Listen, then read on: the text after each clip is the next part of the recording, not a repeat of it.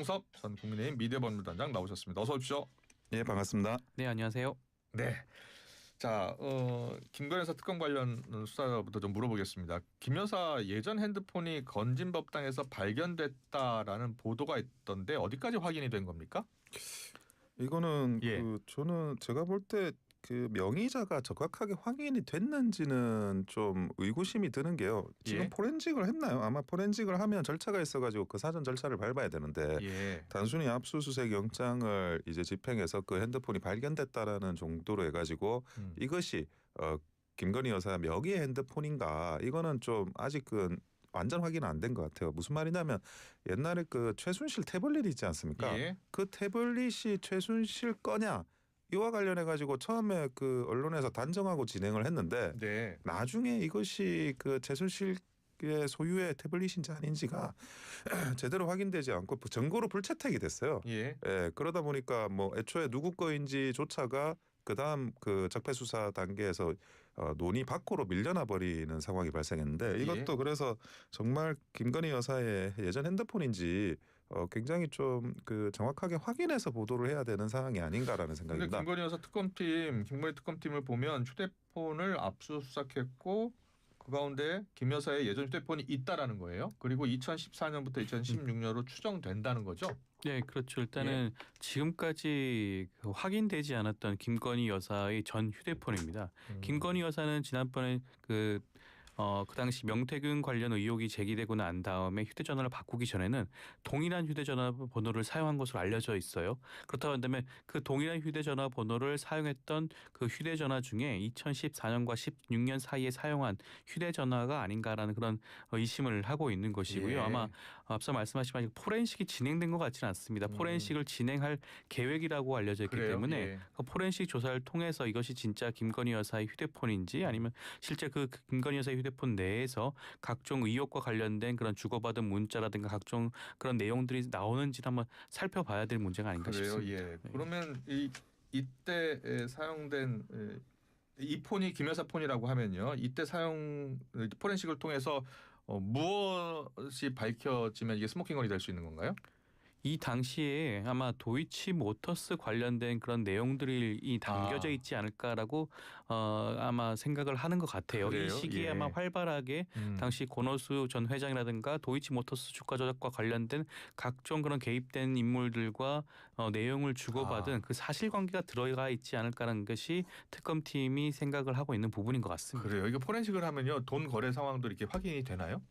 기본적으로 핸드폰으로 뭐 이런 문자나 이런 것들이 돈이 이체되거나 문자 받잖아요. 우리가 금융권에. 그렇군요. 그리고 이 누구의 명의의 핸드폰이냐는 예. 이 판단하는 게 굉장히 쉬워요. 무슨 말이냐? 그 뭐 어떤 그 우리가 체계를 한다 하더라도 결제를 해야 되지 않습니까? 예. 우리가 앱을 사더라도 결제를 하면 결제의 그 카드 명의자가 있지 않습니까? 예. 그러니까 그걸로 확인하면 굉장히 쉽기 때문에 이게 예. 뭐 대단하게 그 뭐 복잡한 절차 포렌식 어차피 하는 거지만 누구 명의자인지는 금방 확인이 될 것 같고. 근데 2014년과 2016년에서는 사실은 그 도이치모터스 관련해서는 2011년 9월로 끝났어요.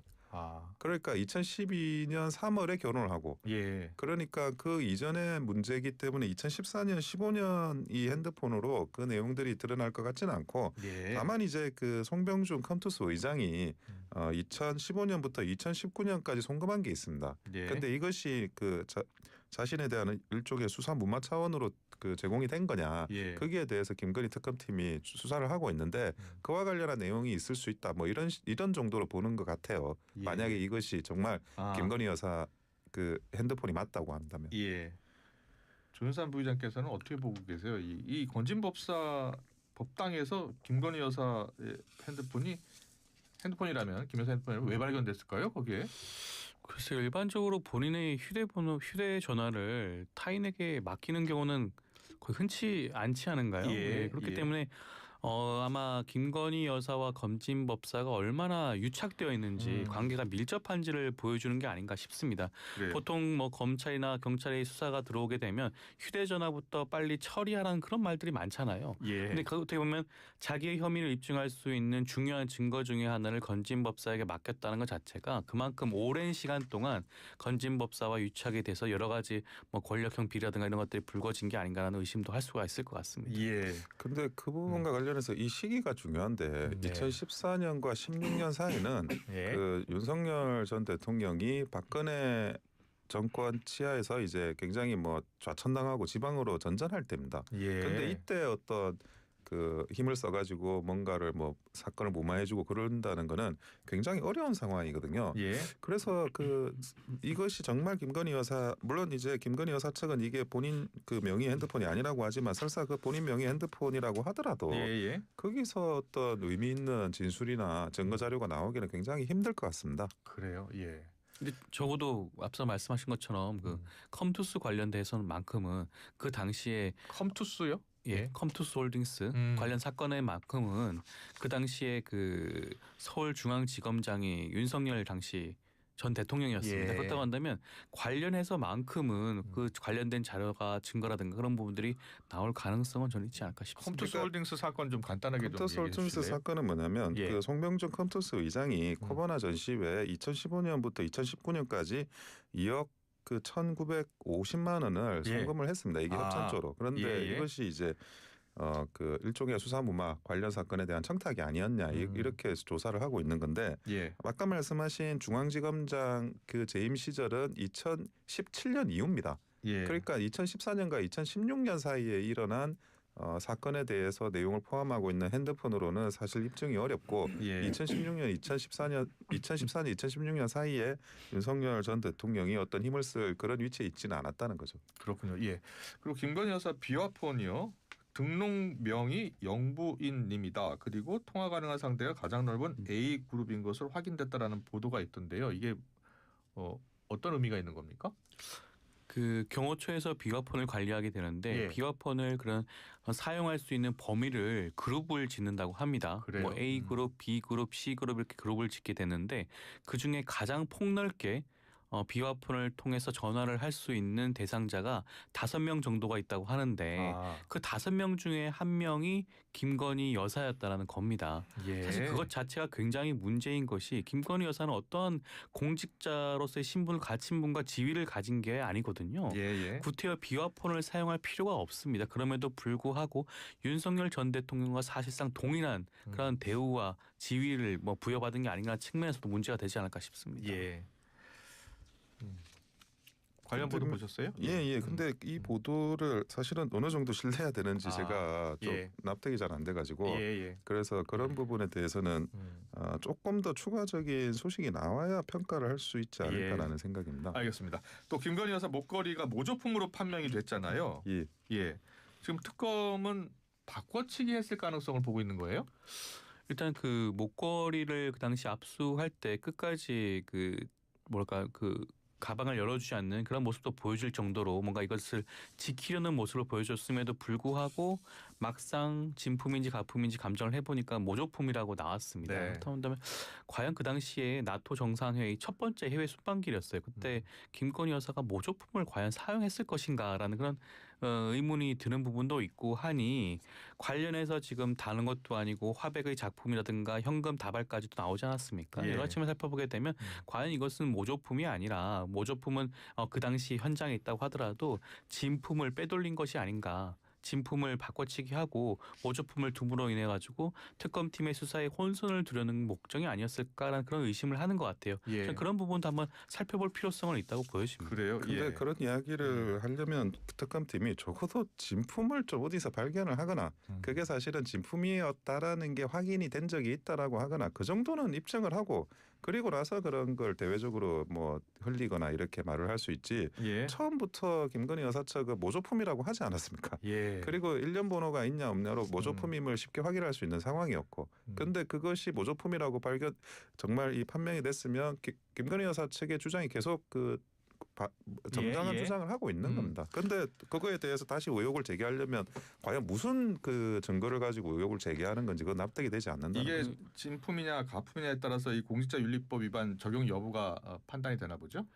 그렇죠. 공직자윤리법도 문제가 되고 만약에 진품인 경우에는 사실 허위사실 공표죄도 해당이 될 수가 있는 게 그 당시에 윤석열 전 대통령이 그 대통령 선거 당시에도 이에 대한 재산 신고를 하지 않았습니다. 예. 누락된 상태에서 나왔을 가능성도 있다는 것이고요. 예. 그리고 아까 변호사님께서 뭐 모조품이라고 진술을 했다고 그러는데 문제는 그 김건희 여사 측의 진술이 계속 바뀌고 있다는 겁니다. 처음에 예. 이 문제가 불거졌을 때는 모조품이라는 말을 한 게 아니라 빌렸다고 했어요. 지인으로부터 빌렸다라고 예. 진술을 했고 그 다음에 이것이 문제가 되자 이제서야 최근에 들어서 이것이 모조품이라고 했다가 최근에는 어떻게 또 발언을 했냐면 이거 모조품을 오빠에게 선물했다가 내가 그것을 빌렸다라고 또 진술을 바꿨습니다. 예. 진술이 계속해서 바뀌고 있기 때문에 김건희 여사의 진술을 신빙할 수 있냐는 것도 좀 지적을 할 수 있지 않을까 싶습니다. 네.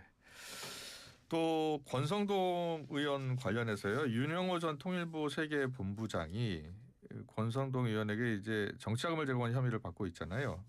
지금 어디까지 수사가 진행이 됐습니까? 지금 그 언론 기사에 따르면 예. 윤영호 전 통일부 세계본부장이 자기가 이제 뭐 메모라든지 뭐 현금 상자 등이 발견되고 그리고 시인을 했다라고 이야기를 하고 있어요. 1억 원을 제공한 거에 대해서. 예. 그런데 이 부분과 관련해서 권성동 의원은 당연히 부인하고 있고 뭐 통일교도 부인을 하고 있습니다. 그래요? 그러니까 예. 이 부분을 윤영호 이 전 통일교 세계본부장이 시인했다라고만 이야기를 하고 있는데 그게 좀 납득이 안 되는 것들이 그러면 통일교에서 어쨌든 그 교단 차원에서 회계에서 자금이 나와야 되는데 예. 통일교는 이거를 인정하지 않고 있는데 본인이 그 윤영호 전 통일교에서 시인한다라는 게 저는 좀 납득은 안 됩니다. 하지만 예. 뭐 줬다라는 사람이 일단 나왔으니까 그 인정을 했다 그러니까 여기에 대해서는 추가적인 수사가 더 필요한 부분이 아닌가라는 생각입니다. 이거 어떻게 이제 수사가 더 진행이 되는 겁니까? 저는 근데 좀 구체적인 사정이 좀 이제 밝혀진 게 아닌가 싶은 게 윤영호 전 통일교 세계본부장의 그런 구체적인 수첩에 보면 내용이 적시가 되어 있고요. 예. 그리고 이것을 바탕으로 해서 이번 영장에도 이 날짜까지 적시가 되어 있다고 합니다. 몇 월 며칠 경에 1억 원을 전달했다. 보통 그것을 뭐 불상의 시기 이런 것도 아니고 특정 시기를 기재할 정도라고 한다면 특검 입장에서는 굉장히 관련된 증거를 자료가 잘 취합이 됐다, 정리됐다라고 볼 수가 있는 부분이거든요. 예. 그리고 여기에 대해서 영장도 발부되지 않았겠습니까? 여러 사정을 살펴보게 되면 저는 굉장히 많은 부분이 소명이 되고 있지 않나. 물론 보도를 통해서 많은 부분이 알려지지 않고는 있겠죠.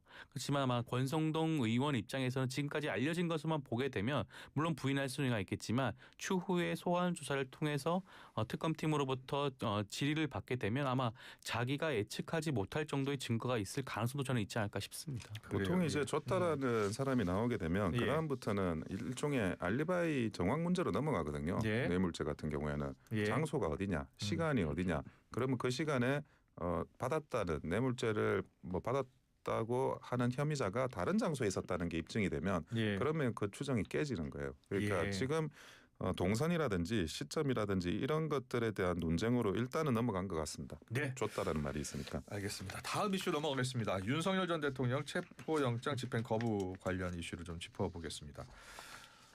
지금 김건희 특검이 윤 전 대통령 체포영장 집행을 하러 구치소를 찾았잖아요. 그런데 지금 강력히 저항을 했다는 겁니다. 윤 전 대통령이 뭐 수의도 입지 않았다라는 이야기까지 지금 전해지고 있고요. 윤석열 전 대통령 측은 뭐 무더운 상태였다, 당뇨로 인한 자율신경계 손상이 있는 것 같다라고 주장하고 있고요. 뭐가 맞는 것 같아요? 뭐 그렇게 뭐 당뇨가 예. 있는 거는 사실로 보여지니까 뭐 네. 그런 부분이 있을 수는 있죠. 예. 그렇지만 이것이 정당한 체포영장 집행 아니겠습니까? 윤석열 전 대통령이 뭐 전직 대통령이자 전직 검찰총장이기도 한데 네. 형사사법 질서에 대해서 이렇게까지 저항하는 것이 저는 뭐 적절하지 않다고 보여지는 것이고요. 예. 저는 체포영장 집행 과정에서 좀 물리력을 사용해서라도 이 부분을 집행할 필요가 있다. 만약에 윤석열 전 대통령에 대한 체포영장 집행이 이렇게 무산이 되게 되면 앞으로 그 어떤 피의자나 피고인도 체포영장 집행에 대해서 순순히 응할 가능성이 좀 낮지 않을까 싶습니다. 아마 예. 지금 각지 서울구치소에 지금 수감되어 있는 많은 재소자들 입장에서도 내가 그러면 윤석열 전 대통령도 저렇게 하는데 내가 여기 응할 필요가 있냐라는 그런 생각을 충분히 저는 할 수 있을 것 같아요. 예, 예. 어떻게 보면 법 앞에는 모든 이가 평등해야 됩니다. 물론 윤석열 전 대통령의 전직 대통령의 그런 지위와 신분에 있긴 하지만 정당한 법 집행에 대해서는 응해야 되는 게 아닌가 싶습니다. 근데 이거는 법리적으로 원래 그 수용자에 대한 체포영장을 집행하면서 물리력 사용은 불가능합니다. 무슨 말이냐면 아, 체포영장이라는 거는 범죄가 소명되고 예. 그리고 그 증거인멸이나 도주의 우려가 있을 때 그때 체포영장이 진행이 되는 건데 예. 그러면 그 물리력이라는 거는 도망가는 범인을 잡을 때 쓰는 거예요. 도망가는 범인을 잡을 때 쓰는 물리력이지 이미 윤석열 전 대통령 같은 경우에는 교도소에 구치가 돼 있지 않습니까? 예, 예. 이미 증거인멸을 할 우려도 없고 도망갈 우려도 없어요. 어디서 도망가겠습니까? 교도소에서. 예. 그런데 어디 도망가지도 않을 사람을 조사하기 위해서 물리력을 쓴다? 애초에 그거는 체포영장이 가지고 있는 한계입니다. 도주를 막으려는 물리력이지 이미 그 도주를 할 수 없는 그 상황에 있는 사람을 내가 조사하기 편한데 예. 데려가려고 하는 물리력이 아닙니다. 그거는 정확한 인권 침해입니다. 그래요. 그럼 구치소에 있는 피의자는 강제로 소환할 수는 없는 거예요. 강제로 소환할 수가 없죠. 근데 물론 강제로 소환하게 되면 이게 하다가 만약에 뭐 제대로 수사를 안 받게 되면 불리하게 될 가능성이 많죠. 본인의 예. 형사적인 문제에 대해서. 예, 예. 그런데 그거는 뭐 방어권 행사 차원에서 본인이 감수하겠다는 거니까 그거를 감수하는 차원에서 판단을 했는데 그걸 가지고 다시 조사하는 그 과정까지 끌고 나올 수는 없다는 겁니다. 정청래 대표는 담요로 둘둘 말아서라도 데리고 나올 수 있는 것 아니냐라고 저는 하던데. 좀 예. 생각이 좀 다른데요. 만약에 변호사님께서 말씀하신 것처럼 체포영장이 뭐 도주의 우려 때문에 발급이 되었으니 할 수 네, 없다라고 하게 예. 된다면 그러면 애초부터 법원에서 체포영장을 발부한 것 자체가 잘못이겠죠. 이미 구속된 상태 아닙니까? 도주의 네. 우려는 지금은 없어요. 그럼에도 불구하고 체포영장이 신청이 되었고 발부되었다는 것 자체는 수사를 위해서 인치를 할 수 있다는 그런 의미입니다. 네. 인치를 한다면 당연히 그런 구속되어 있는 피의자를 수사청이라고 할 수 있는 특검팀으로 데려와야 돼요. 그 과정에 대한 영장이 발부됐다고 하고 예. 그 영장에 대해서 지금 정당한 법 집행 권한을 가진 검사와 수사관들이 가서 집행을 시도하는 겁니다. 네. 거기에 대해서 정하는 것은 과거에 윤석열 전 대통령이 관저에서 농성을 했던 거랑 저는 똑같다는 생각이 예, 들거든요. 예. 그것도 마찬가지였어요. 영장 집행에 대해서 끝까지 저항하지 않았겠습니까? 이것도 마찬가지로 생각되는 것이 본인이 그러니까 지금 재소자, 수감자의 입장이긴 하지만 그렇다고 하더라도 조사를 받아야 될 의무가 있음에도 불구하고 그것을 거부하고 있는 것이에요. 예. 저는 여기에 대해서는 필요 한도 내에서는 강제력을 동원할 수가 있다는 것이 뭐 제가 알고 있기로는 우리나라 법원의 입장이기도 합니다. 수용자에 그래요? 대해서. 그렇다고 한다면 저는 충분히 인치할 수 있다. 물론 그 과정에서 윤 전 대통령에 대해서 어떤 폭력적인 상해가 발생한다거나 이런 다른 사정이 발생하면 안 되겠죠. 근데 예. 그런 부분들은 저는 충분히 윤 전 대통령 입장에서도 협조를 할 수가 있다고 보여지는 것이고요. 예. 그러한 정도에 이르지 않을 정도로 집행도 저는 가능하지 않을까 싶습니다. 근데 정치 수사와 관련해 가지고 뭐 과거에 문재인 예. 대통령 당시의 적폐 수사를 보더라도 무리한 압수수색, 체포영장, 구속영장 발부가 굉장히 많았습니다. 그것이 예. 사후에 이제 무죄로 판명이 되는 사건들도 많았고 그리고 예. 이것도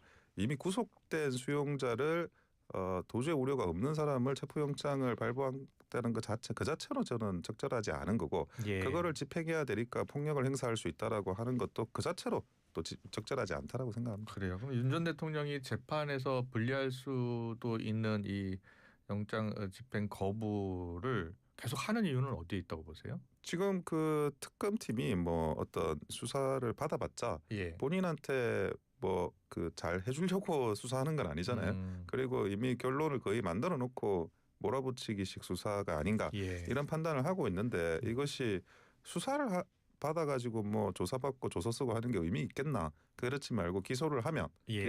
재판정에서 다투겠다 이런 전략을 가지고 있는 걸로 보여집니다. 그래요. 예. 전 물론 그 어떤 변호의 배경이 입장에서 있을까요? 조언을 드린다면 저는 당연히 수사기관의 이런 수사의 협조에 응했던 생각을 듭니다. 예. 기본적으로 이번 그 조사에 나가 봐야지만이 그 특검팀이 어떠한 증거를 가지고 있는지 윤석열 전 대통령 측도 알 수가 있거든요. 지금은 예. 그 정보라든가 자료가 공개가 되지 않기 때문에 알 수가 없는 부분이 있습니다. 그렇지만 예. 질의응답 과정에서 어떠한 부분인지 알 수가 있기 때문에 추후에 여기 증거에 대한 그런 신빙성을 탄핵할 수 있는 그런 가능성도 생기는 것이고요. 추후에 법정에서도 법원의 입장에서 수사에 얼마만큼 협조했는지 그에 대해서 개전의 정의라는 걸 따집니다. 양형을 따지거든요. 예. 그렇다고 한다면 본인의 양형 사정을 위해서라도 저는 적극적으로 수사에 협조하는 것이 적절해 보이긴 하지만 예. 현실적으로 아마 생각했을 거예요. 본인이 지금 내란 우두머리죄 아니겠습니까? 내란 예. 우두머리죄라는 뭐 사형 아니면 무기징역에 해당되는 그런 처벌을 받을 가능성이 있기 때문에 다른 많은 혐의들로 인해서 조사를 받아본 지언정 자기가 특별하게 유리한 사정이 없을 수 있다. 이미 수많은 혐의가 있고 그중에 가장 강력한 혐의가 있기 때문에 다른 혐의에 대해서는 적극적으로 대응할 필요가 없다라고 느끼는 게 아닌가 싶습니다. 그래요. 예. 체포영장 재집행 물리력 행사 가능성은 얼마나 있다고 보세요? 저는 그 물리력 행사를 예. 적절한 수준에서는 할 필요성과 가능성이 저는 있다고 보여지는 그래요? 것이고요. 예. 여기에 대해서 윤석열 전 대통령이 어떻게 대응하느냐에 따라서 그 결과가 달라지지 않을까 싶습니다. 네. 어떻게 예상하세요? 저는 뭐 물리력 행사를 현실적으로 어려울 가능성이 높다고 보여집니다. 지금 예. 건강 상태도 굉장히 안 좋으시고 그 과정에서 좀 예상치 못한 그런 일이 발생할 수 있기 때문에 그렇게 과연 무리수를 둘지 특검팀이 그거는 미지수입니다. 네. 마지막으로 내란 특검 관련해서요. 이상민 전 행안부 장관 신병을 확보했잖아요. 그리고 오늘 첫 조사가 진행이 되고요. 순차적으로 다른 국무위원들도 소환 가능성을 어떻게 보고 계시고 한덕수 전 총리에 대해서도 영장을 청구할 것 같습니까? 어떻게 보세요? 일단 다음 순서는 한덕수 전 총리가 될 가능성은 굉장히 높아 보이는 것이 이미 여러 다른 이상민 전 장관이라든가 다른 혐의자에 대해서 영장을 청구할 때 한덕수 전 총리에 대한 내용도 이미 다 적시가 되어 있습니다. 공범으로 나와 있기도 하고요. 이미 사후 계엄 포고문과 관련돼서 그 부분도 이미 또 혐의가 일정 부분 확인이 된 부분도 있고 이상민 전 장관과 CCTV 영상도 찍혀 있지 않습니까? 서류를 보고 주고받고 얘기하는 내용. 아마 그 서류는 언론사 단전 단수와 관련된 서류로 추정이 되고 그 전에 또 김용현 전 장관과도 얘기를 주고받는 모습, 서류를 가지고 주고받는 내용도 CCTV에 잡혀 있다고 합니다. 여러 가지 측면 살펴보게 되면 한덕수 총리가 국무회의 부의장이지 않겠습니까? 그런 부의장 자격으로 국무회의가 형해화된 부분이라든가 아니면 사후 계엄 선포 포고문 작성이라든가 여러 가지 측면에서 보면 혐의가 일정 부분 혐의가 인정이 될 부분이 여지가 굉장히 크다. 첫 번째 타겟은 아마 한덕수 전 총리가 되지 않을까 싶습니다. 이상민 전 장관의 구속은 사실은 뭐 내란특검법이 다른 장으로 넘어가고 있는 거거든요. 그 전에 구속된 사람은 누구냐? 계엄을 사전에 알았던 사람. 대통령과 또 김용현 전 국방장관이요. 그리고 또 누구냐? 군인들이에요.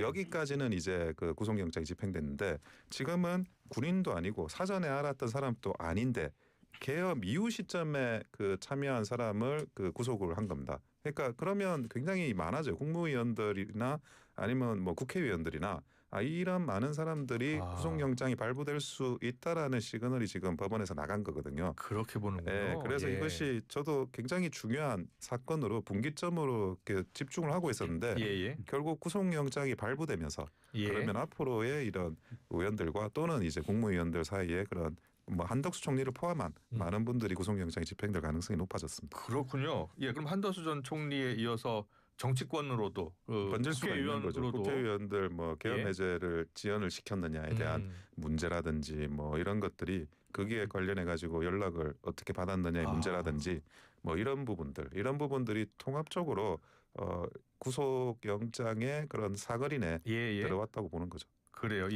그 당시에 국무회의 열릴 당시에 이상민 전 장관이 어떤 문건을 한 전 총리와 봤다는 거예요. 그래서 CCTV 그 영상을 지금 특검이 확보하고 있고요. 그럼 관련해서 그 문건을 본 국무위원들은 다 소환 조사 받을 수 있고 받고 있고 또 영장 청구할 가능성이 더 있는 거예요? 그렇다고 보여지죠. 일단은 단지 서류를 봤다는 것이 중요한 것이 아니라 윤석열 전 대통령이 그 당시 내란 행위를 불법 비상계엄과 함께 내란 행위를 하면서 지시했던 사항에 대해서 어떠한 대응과 대처를 했는지 추후적인 업무 지시가 있었는지가 중요한 부분이거든요. 이상민 그래요. 전 장관의 경우에는 예. 언론사 단수 지시를 받고 이것을 소방청장에게 지시하지 않았습니까? 아마 예. 한덕수 전 총리도 이 계엄 선포 이후에 예. 관련해서 국무총리실에서 회의를 진행한 것으로 알려져 있습니다. 예. 여러 가지 측면을 살펴보게 되면 이후 과정에 대해서 적극적으로 개입한 사정이 확인이 되거나 이 부분을 추적하고 있지 않는가라는 생각이 들고요. 예. 앞서 말씀하셨지만 아마 한덕수 전 총리에 그치진 않을 겁니다. 아마 국무위원들에 대한 추가적인 저는 구속영장 발부 가능성이 저는 높아 보이고요. 저는 그래요? 그 다음 예, 타겟은 예. 아마 최상모 전 부총리가 아닐까 싶습니다. 최상목 전 부총리에 대한 영장 청구 가능성이 있다. 그 다음 단계로 생각이 하지 않을까 싶습니다. 예. 기본적으로 그 비상계엄과 관련해서 국무회의에 참석했던 국무위원들 예. 그리고 정치권에서 이제 비상계엄 해제와 관련해서 또 그 어떤 다른 그런 액션을 했던 그런 예. 국회의원들 예. 여기까지는 구속영장의 사거리가 되지 않을까라는 생각. 그래요. 예. 그럼 마지막 질문으로 위헌 정당 해산 심판 청구 요건도 될 수 있는 겁니까?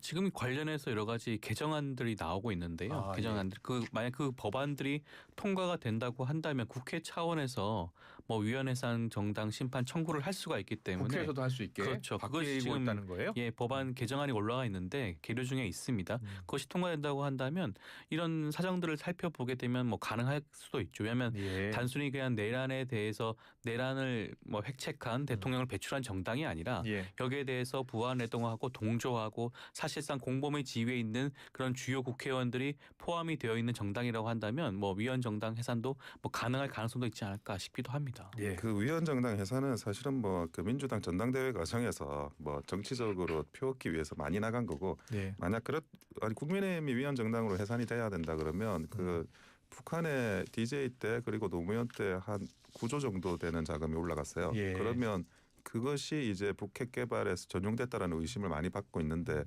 민주당이야말로 위헌 정당으로 해산이 돼야죠. 네, 여기까지 듣겠습니다. 월요 법률에 여기서 마무리하겠습니다. 감사합니다. 잘 들었습니다. 예, 감사합니다. 감사합니다. 아크릴 모든 것 애들